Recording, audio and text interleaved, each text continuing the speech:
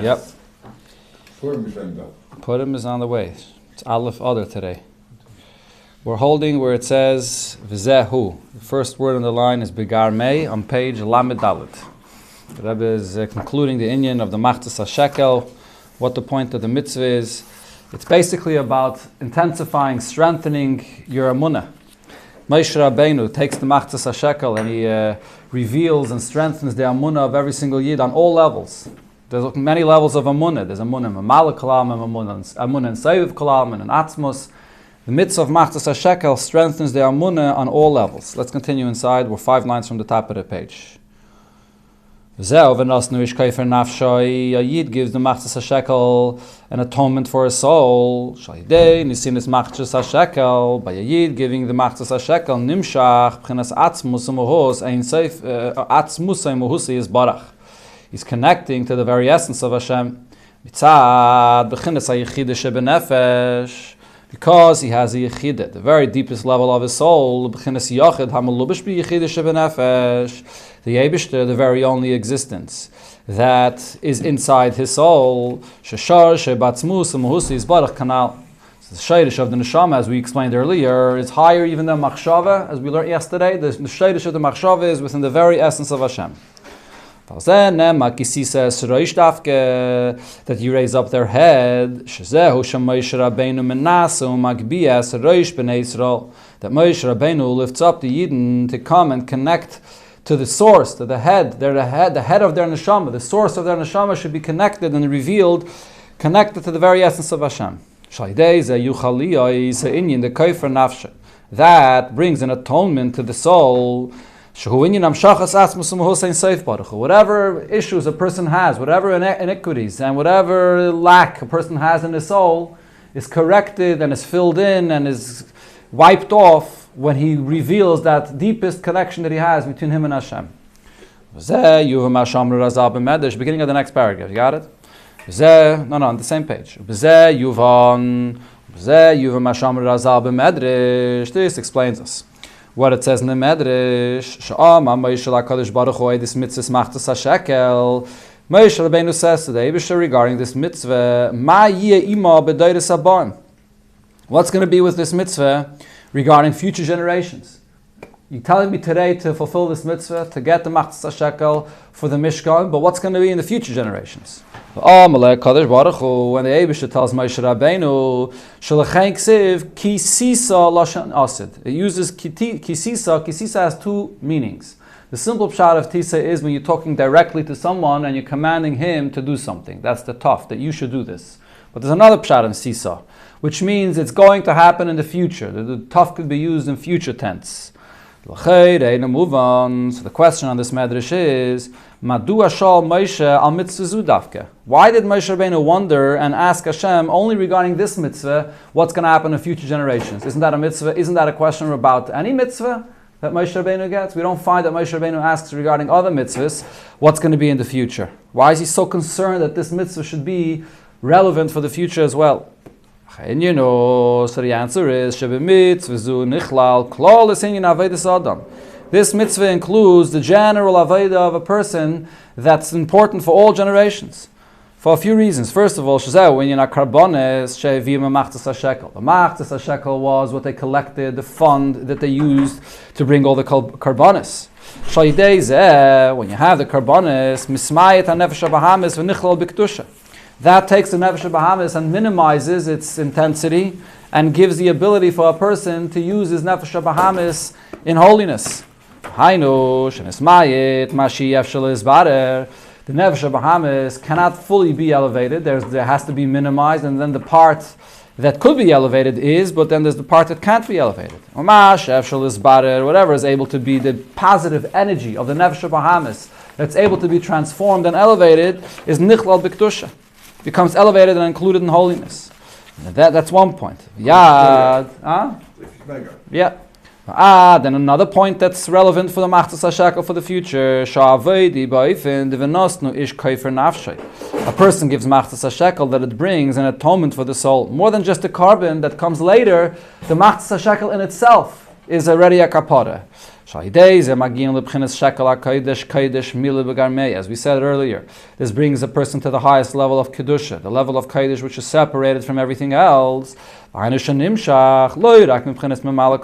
Yid could connect not only to the level of Mamal Kalalman, but Lahavdol, even Goyim could connect to. Not only to the level of Seiviv Kalalman, but even more, a Yid could connect to the very essence of Hashem, where everything, all other revelations, all other levels, have absolutely no significance once you come there. So we see that even before you come to the Karbonis, the Machzas HaShekel itself is very, very powerful to reveal this neshama of the Yid. So therefore Moshe Rabbeinu asks regarding this mitzvah, what's going to be in the future generations to reveal the neshama of the Yid? So the Eibishter answers him,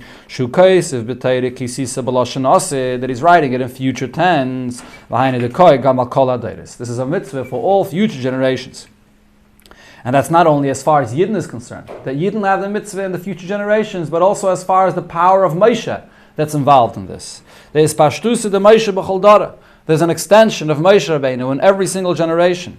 Moshe sheb'chol dair and Moshe Rabbeinu in every single generation of other generations. Yamshech loirak b'chinas Mamal Kalalman draws down and reveals not only the level of Amunah on the level of Mamal Kalalman, v'loirak b'chinas Seiviv Kalalman, not only the level of Seiviv Kalalman, elagam b'chinas atzmusai imahus ein Seiv Baruch Hu. Moshe Rabbeinu reveals that Amunah, the connection you didn't have to the very essence of Hashem, the kula kamei kol choshev v'ein oid mulvadai.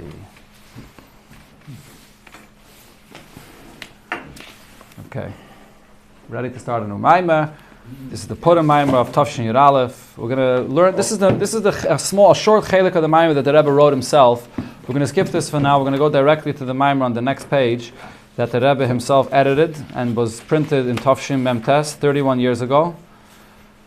And when we finish the Maamar, then we'll come back to the part that the Rebbe wrote himself.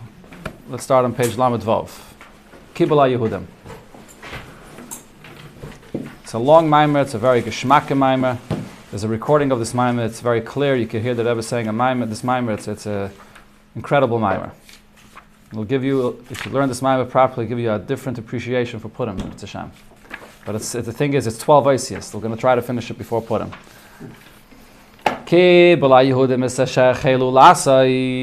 Yidden accepted this that they began to do. So what is it that they accepted? What was it that they began? When did they begin? So the Friediger Rebbe explains in his Maamar with this beginning, that was printed just now, then in the year Tafshin Yud Aleph, 69 years ago. They printed that Maamar of the Friediger Rebbe in connection with Purim. So there the Friediger Rebbe explains,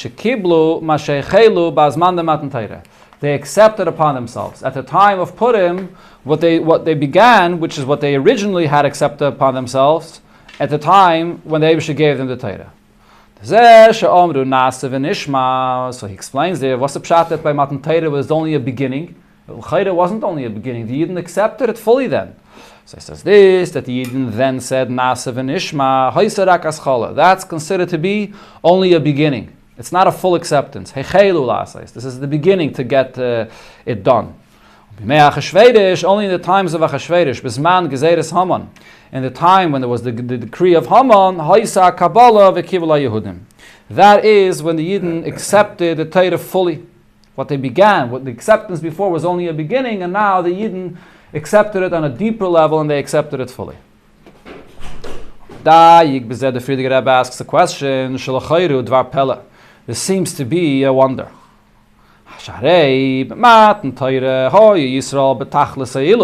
Then at the time of Matan Torah, Yidden were on the highest level, prepared and ready to receive the Torah. Both physically speaking, they were on a very praiseworthy level. As far as their freedom is concerned, the Yidden had everything they needed. They came out of Mitzrayim, they had all the gold, silver, and money that they took from the Mitzrayim. They were in the Midbar, surrounded by the Anani Akavah. They had the man, and they had everything else provided for them. So Begashmi is they couldn't have had it better. V'heim beruchnius, and spiritually speaking as well, shahayu az etzlam gilui elikus b'dargach hinaylis. At the time of Matan Torah, the Yidden experienced the greatest revelation beruchnius possible that we know in any time of history. The Rebbe in the Ha'ara brings that the gilui of Matan Torah is me'ain of the gilui that's going to be la'asad lavai. It's the same level of revelation here below that the Eibusher reveals himself in this world happened at the time of Matan Torah. It was temporary, so therefore it's not the same as la'asad lavai when it's going to be permanent. But it was that kind of revelation here below.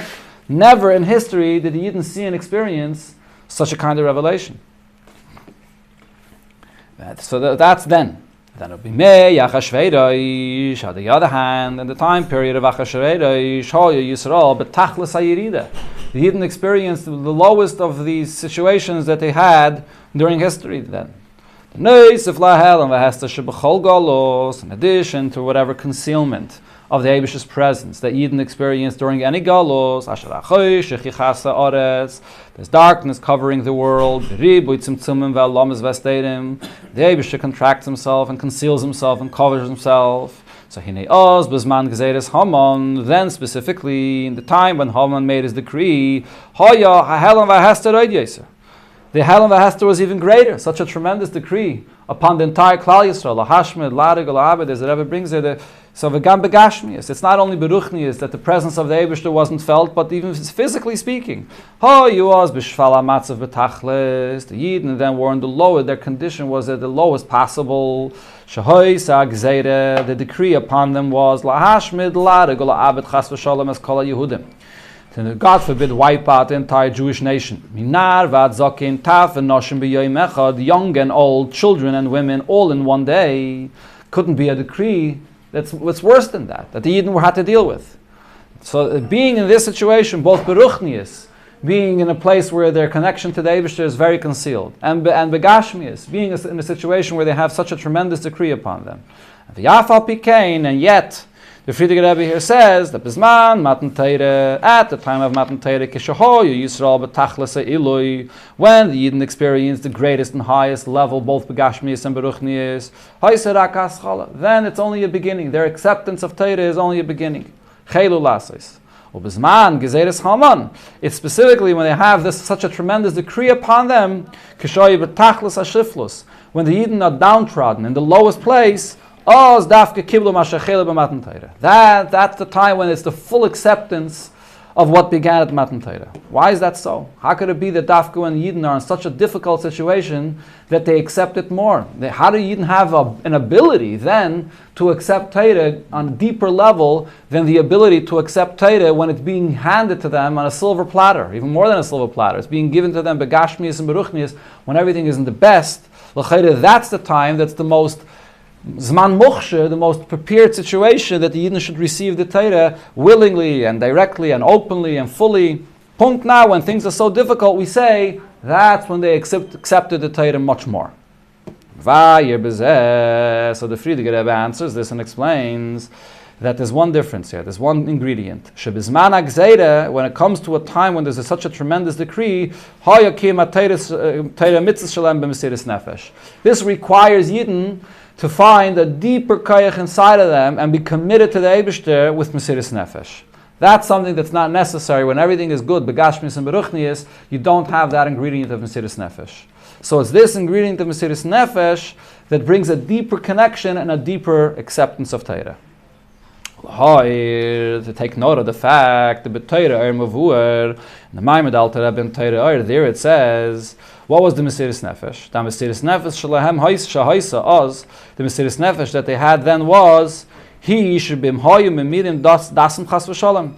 If Yidden would, God forbid, let alone, they leave Yiddishkeit and they would convert, Haman wouldn't touch them. Although the Gzeira was on their physical bodies, but if they would leave go their Yiddishkeit, Haman would not touch them at all. As the Megillah mentions constantly, what was bothering Haman is the Yehudim, and that's what the Gzeira was upon them. And yet, they didn't even have a thought to drop Yiddishkeit throughout basically an entire year where this Gzeira was hanging on their head. And he says there in Torah, another detail here, the Mesiras Nefesh was not only regarding Yiddishkeit b'chalal, whether they should chas v'shalom forsake their whole Yiddishkeit, but it was also later, actually, lichbar chas v'shalom, not only not to deny Hashem's existence and the Torah and mitzvahs and completely leave Yiddishkeit, to continue throughout the entire year fulfilling Torah mitzvahs, Shabbos, Yom Tov, and everything else, even though it was so difficult for them. And every single, to fulfill everything came with Mesiras Nefesh. That's an additional Mesiras Nefesh. As the Medrash describes, that Mordechai gathered the children and they gathered Yidden publicly to strengthen themselves even more to learn Torah, Mesiras Nefesh. So that this is the few details here that the Alter Rebbe and Torah adds regarding what the Mesiras Nefesh consisted of. Who was the one that awakened all of Klal Yisrael to such a degree, to such a level of Mesiras Nefesh for an entire year? As it's through Mordechai, which is the Moshe Shebedayre, as it says in the Medrash, he is the Moshe of the generation. He gathered Yidden in public places to come and learn together, to strengthen their emunah. As the Medrash describes, the main Aveda of Mordechai, which is the Moshe and his generation, was to gather children and to learn children with children Torah. The children are the foundation of and the future of the entire Jewish nation. This idea is explained at Abarichas in the Friedrich Rebbe's Maamar. How great it is, the breath, the words, the divrei Torah that the children, the pure children, learn. As the Medrash describes, Mordechai Yehudi gathered 22,000 Talmidim, v'limdam Torah b'Mesiras Nefesh, and he taught them Torah, sacrificing his own life, sacrificing their life, and he taught them Torah. What happened when Haman heard about the fact that this is what's going on, that Mordechai is learning Torah with all the children? Haman Arasha came to visit them in the Beis Medrash. Mordechai Amar Lehem, and Mordechai saw that Haman is coming. He told the children, Baruchu Lechem, run away. That you shouldn't be burnt by the coals that there are over here. In other words, meaning that I'm causing you. Mordechai is saying, I'm causing you over here to be caught by Haman with me, so don't get burnt by this fire that I'm causing you to get burnt by. So therefore run away. Amru, the children responded and said, Itcha anachnu, we remain with you, bein l'chayim, bein l'mavis, whether to live, whether to die. Shekiblu aleihem, the children accepted upon themselves. Kol einish, any punishment sheyeh that may come to them, ach v'rak shleilim parad ma'at Torah, as long as they will not separate of Torah. This is the Mesiras Nefesh that Mordechai awakened in all Yidden and especially in the children. So this is what it means that the Yidden now, by this Gzeira, accepted upon themselves what they began at the time of Matan Torah. Shebe Matan Torah haisa rakas chala. At the time of Matan Torah, there was only in the beginning. They accepted then in a time and a situation where things were very good. They had goodness in abundance. So then their acceptance was only a beginning. This is when they really, truly accepted the Torah. Because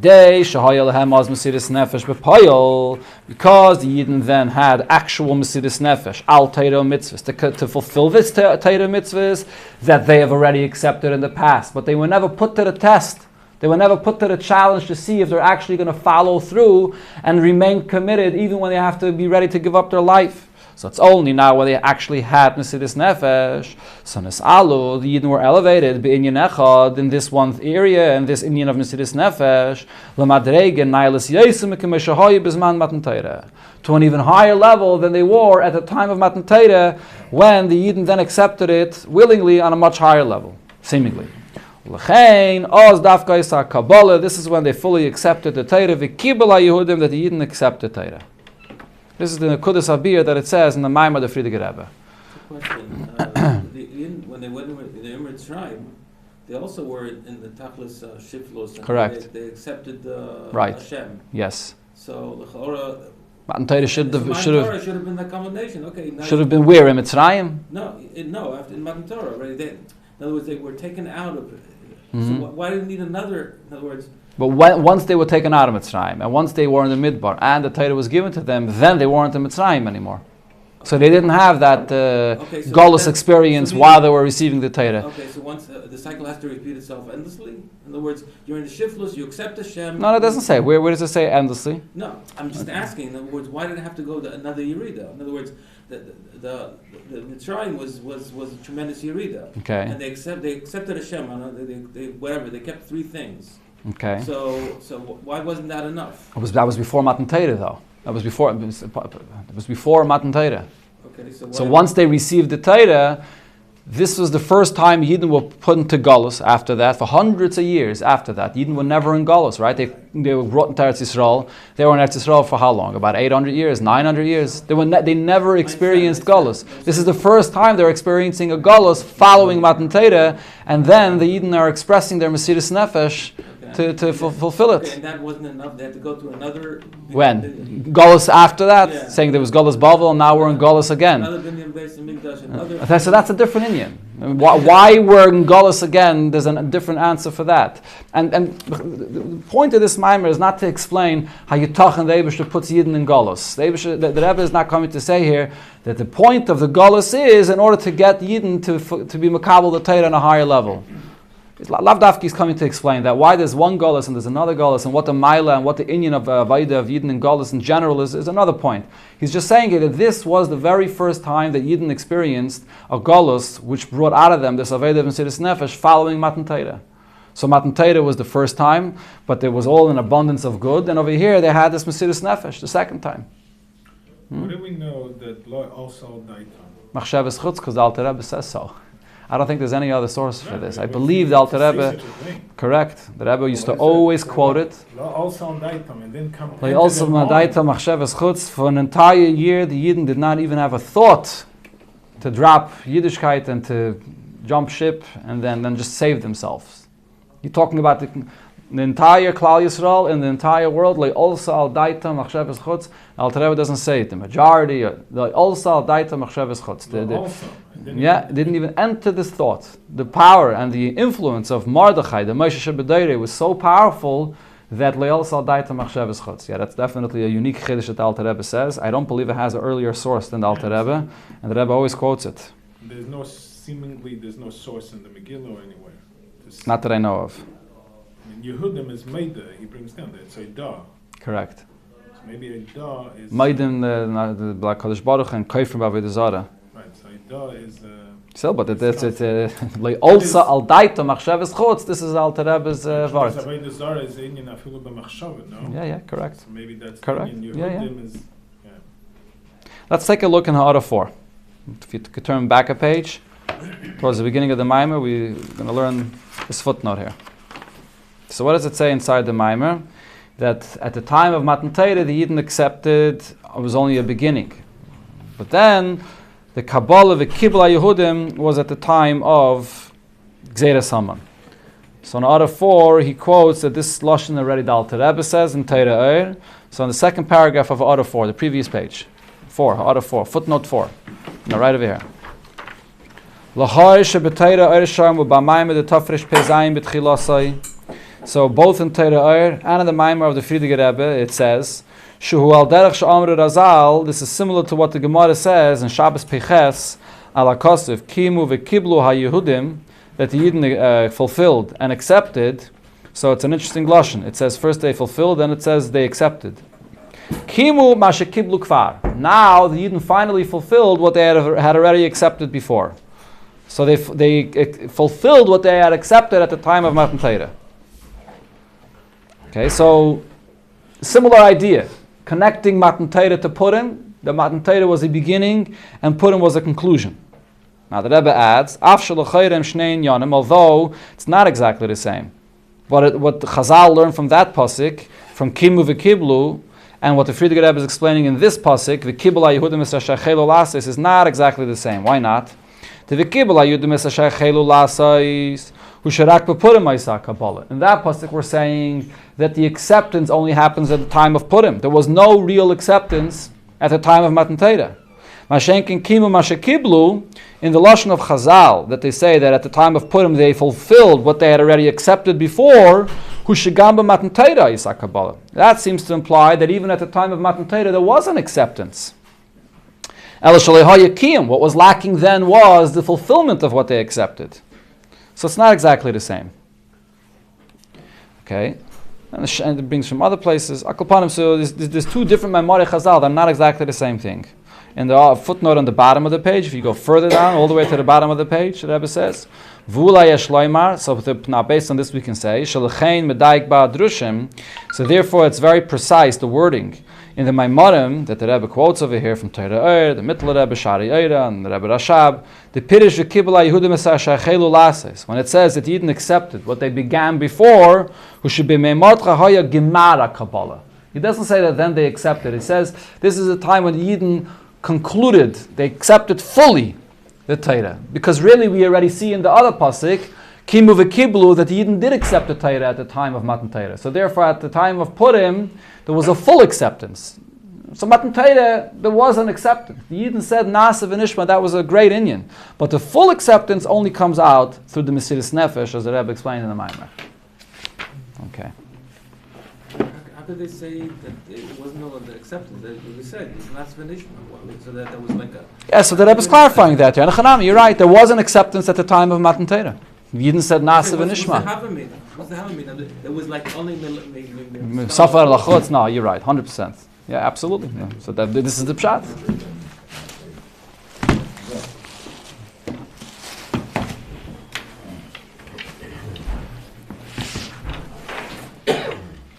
You have the Gemara's brachas. So the whole thing of having, Mesiras Nefesh and Chor is the highest thing. So once you reach the highest Mesiras Nefesh, Hashem tested Abraham 10 times. So 10 times he said, no more things.